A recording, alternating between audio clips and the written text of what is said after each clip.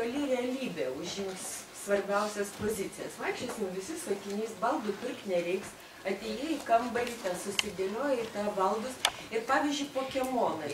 Tai tie, kurie Pokemonus gauna, ar jie galės pamatyti tas mitologinės, ar jau tie Pokemonai bus viskas? Jie jau mato. Nu, bet jie tų mitologinių tai negalės, jeigu Pokemonus gauna. Jie matys robotų mitologiją. Bet tai ar bus žmonės taip gyvenantis, aš nežinau. Ne, tai yra sukurtas, ar žinote, rodė vieną humanoidą Japonijoje sukurtą, kur žurnalistas ima interviu, viskas veidas, viskas ok, mimika yra. Įvairius klausimus, koja ant kojos sėdė, atsakinėja, nu, išoriškai nepriekaištingai. Ir labai įspūdinga. Žinot, aš tikiu, kad aš prigaučiau šitą dirbtinį humanoidą.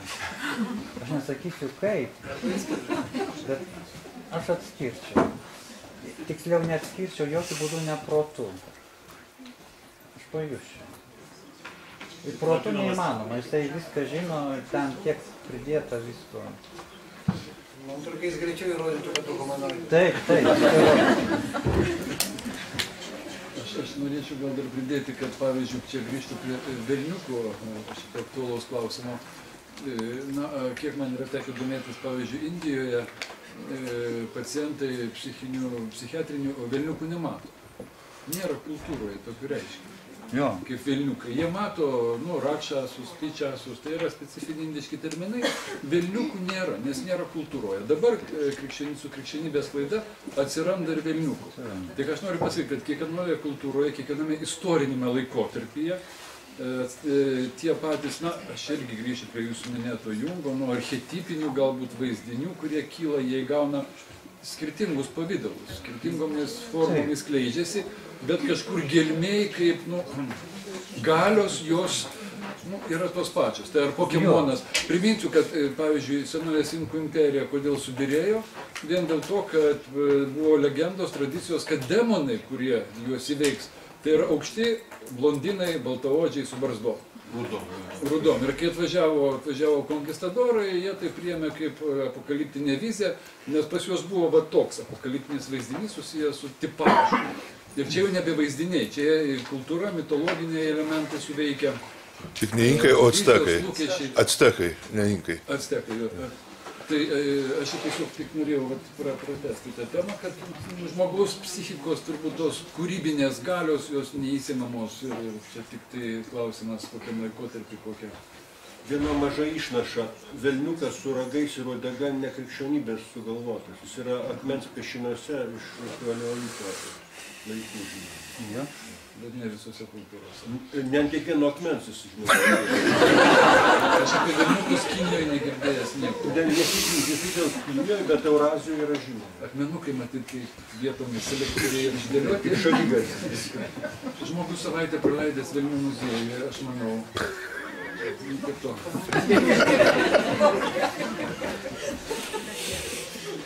Ką darom? Toliau tęsim diskusiją ar kaip? Tai tik, aš dar noriu pridėti prie pranešimo, nekartą iškilo tas terminas projektoriaus palyginimo, kad mes projektuojame. Tai čia ir Liuda greta manęs sėdinti kažkaip labai pradėjo spirdėtis, sakydama, kad iš tiesų tai mes visi vaikštom vienas kito projekcijose, projektorių. Kaip čia pasakyti, projektorių vaizdiniuose, ir kartais jie sutampa, kartais nesutampa. Kartais tos kolektyvinės projekcijos gaunasi, kartais, matyt, disonuoja. Bet aš prisiminiau vėlgi vieną iš pamatinių indiškos mitologijos tokių siužetų, juk visas pasaulis yra nekas kita, kaip dievas Brahma atmerkia akis ir pasaulis atsiranda, pasireiškia.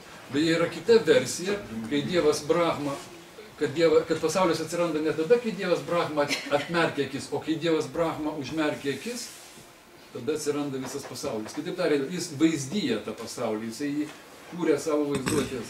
Lietuviškai išnaša akimo jis.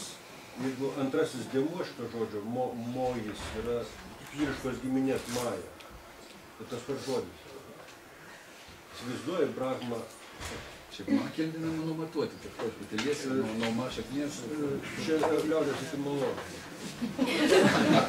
Tai yra pačios tradicijos pildinio numatuoti, bet kalbininkai 20 amžiaus nesiginčia. Vienas tikras atsižvelgia. Ne, tai lietuviškas, su indiškas. Aš irgi indiškas, tai yra su mojavimu. Garsiau. Esminiai dalykai. Ne, Garsiau. Klausimas, ar tęsim diskusiją, dar, kadangi čia tokių įdomių momentų atsirado po Remigijos pranešimo, dar prieš tai, kur buvo, tai ar jau užtenka šiandien? Kaip, ar dar norit kažką tai dar? Tai norisi tęsti, bet gal kažkas nori išeiti. Tai pertraukėlę ir 3 minutės išeis. Pertraukėlė, kaip taisyklė, paskui visi išeina. Pasėdė 5 minutės dar tyliai.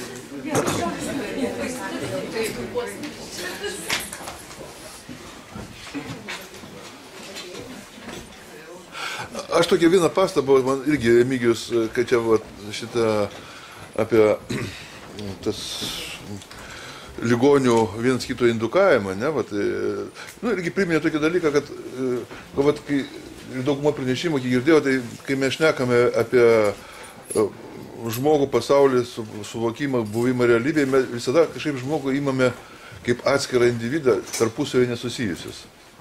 Tai yra ryšio klausimas. Ir kai mes gyvenam pasaulyje, mes visi tarpusavį vienaip ar kitaip susiję. Mes galvojam, kad sąmonė yra uždara, bet iš tikrųjų sąmonė nėra uždara. Yra kažkokie tai, nežinau, kokie ten psichiatriniai, ne psichiatriniai, bet kažkokie tai sąsajos ir jos atsišaukia. Tai ir šita prasme iliuzijos iš tikrųjų gali keliauti, ne? Jeigu taip pažiūrėti, kaip pasakoja Remigijus, įgyti formą, netgi, kaip... Aš irgi turėjau savo praktikoje visokių patyrimų ir tame tarpe 100% įsitikinęs, ką Remigijus pasako, kad taip ir yra. Ir ne tik su psichiatrinės ligonės, ir su sveikais žmonėmis. Yra, tai vadinama, suspenduota realybė. Jūs net, ko gero, nesusidūrėte su tuo dalyku, kai realybė yra,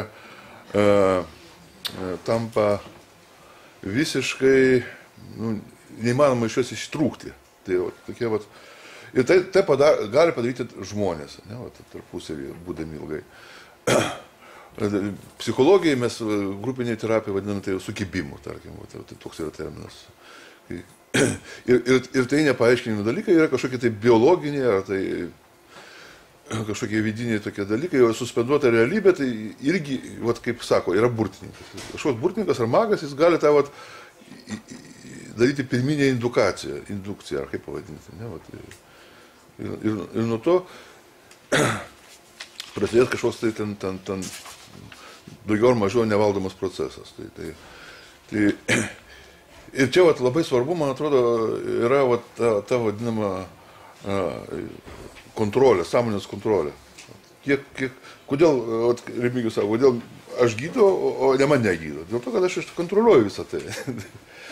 Visą tai galiu priimti, bet moku su tuo būti ir netgi padėti ir išvesti iš tų iliuzijų, kurias, jeigu žiūrėt psichiatrijoje, tai kad tokie psichiatrai, kurie yra, tradiciniai padinsime, jie nekreipia dėmesį į turinį. Daugmaž taip, sako, šitoje kategorijoje, o turinys yra labai svarbus daiktas, iš tikrųjų. Su kuo ten kliedi, su kokiam iliuzijom gyvena. Ir per tas, tai jau sudėtingas darbas, jau čia, ko gero, jau Remigijus kiek pasakojo, apie darbą mes nekalbėjome. Kočiūnas, kuris atsiprašė, kad negalėjo dalyvauti, tai jis būtų pakalbėjęs apie konkretų darbą su terapinį darbą, su saviapgaulėm, kurios irgi savotiškos yra iliuzijos. Tai terapinė pusė tai palieka tokia atvira, neatskleista. Bet įmanoma. tvarkyti ir be cheminių priemonių. Nu, tai aš tokį kaip įdūrimą, nežinau, nuo savęs. Galima man. Aha. Minčių į pabaigą jau tiek daug, kad reikėjo pasidėti, pamėginti sudėlioti, kas yra nelengva. Visų pirma, Remigijus, kai pasakoja, tai man irgi toks prisiminimas kilo. Turėjau klientą, sergantį šizofreniją, bet išleistas iš ligoninės, remisija. Buvo adaptuotas, bet kaip jis buvo adaptuotas? Jis tiesiog suprato, kad geriau apie savo kliedesius per daug nepasako. Tada žmonės nesikabinės ir priims jį. Bet turinys tai buvo ypatingas. Ką jis matė, ką jis girdėjo. Vadinasi, radijas, televizija jam siuntė pranešimus, kad jis turi vykdyti valią ten kažkokių ateivių, kažkokią misiją jis turi atlikti. Ir jis taip įdomiai ir sklandžiai apie šitą pasakojo, aš tiesiog įsižiūrėjęs klausiausi.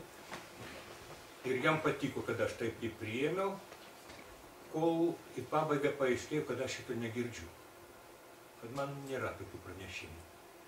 Ir jis su tokiu giliu gailesčiu mane pažiūrėjo. Ir aš pasijutau taip nepatogiai. Ir man buvo labai ryškus jausmas, aš nežinau, kurio iš mūsų dviejų realybių yra tikresnė, ar jo, ar mano. Aš tiesiog taip suabejojau. Ir dabar aš noriu tiesiog kelti tokį klausimą. Kas yra ta tikrovė, kurią mes gausim apsivalę nuo iliuzijų? Jeigu mes kalbėsim, tarkim, tos vadinamos dvasinės tradicijos, kažkaip ten panašu aiškiau. Kastaneda, pavyzdžiui, jis aprašo, kad sustabdžius tą vidinį dialogą, ar monologas, neatsimenu, kaip jis ten sako, pasaulis pradeda matytis tikras, tai yra kaip energetinės kažkokios struktūros. Ir mes nematom tų energetinių struktūrų dėl to, kad mes nuo vaikystės gaunam tokį pasaulio aprašymą, mes išmokstam jį ir mes per šitą prizmę matom visą pasaulį. Tarkim, nežinau, kinetiškas Dao yra, kuris irgi čia yra tikrovė, neapsakoma žodžiais. Orientalistai tiksliau pasakys, kas čia yra, bet ten yra tas, kas tikra. Ir taip toliau, ten budizmas turi savo, ten, sakykime, krikščionybė, judaizmas turi kažką savo. Bet dabar psichoterapija man labai įdomus dalykas. Ateina žmonės su iliuzijom. Ir ką mes siekiam irgi jiems juos atvesti į tikrą realybę, kuri nelabai aišku, kas čia yra. Arba aš tai palieku šitą dalyką kaip klausimą. Arba tiesiog jie ateina su liguistom religijom, šitom iliuzijom, o mes jiem turim padėti sukurti tokią adaptuotą iliuziją. Tokią iliuziją, su kuria jie gali gyventi toliau. Aš to galiu atsakyti. Paprasčiausias būdas yra pagal tą anekdotą. Daktarė, aš šlapinuosi. Aha. Taip. Nepergyvenk, gerai, nepergyvenk. Daktarė, aš jau šlapinuosi, bet nebepergyvenau. Išgyjau, praktiškai, Aš čia supaprastinu tą anekdotą, bet iš tos terapija didelė dalim turi remiasi, kad nuimti kažkokį krūvį nuo to, kas ten baisu. O kas iš tikrųjų, kas ten slypi tuose dalykuose, tai... Praktiškai keliaujam nuo iliuzijos prie iliuzijos.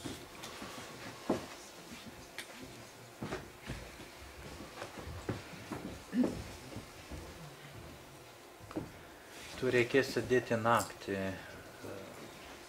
Gal baigiam. Tai, tada uždarom tada, ne? Padarom tada. Duris atidarom, bet... Aš gal porą žodžių dar pasakysiu kartu čia su Rimu. Su pirma, padėkoti noriu visiems pranešėjams, kurie dalyvavo ir kurie nespėjo visiems dalyviam. Kaip pamatėme, tema iš tiesų temos. Čia ne viena tema, o temos persiklojančios. Jos yra tikrai labai gilios, labai plačios.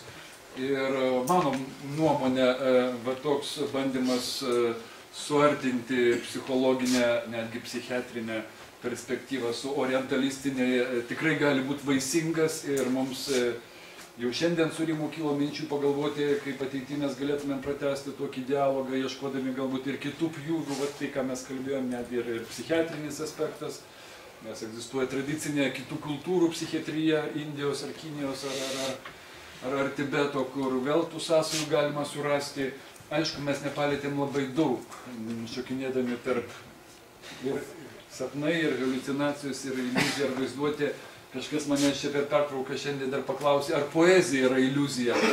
Na, aš net pasimečiau, kadangi atrodytų visai kita erdvė, bet iš tikrųjų meninė kūryba, juk yra tos pačios vaizduotės sritis. Ir mes nesusimastome, kad menas tai yra kūrimas vaizdinių, idėjų. Tai irgi pjūvis, kuris galėtų būti plėtojamas ir siejamas su psichologinė perspektyva.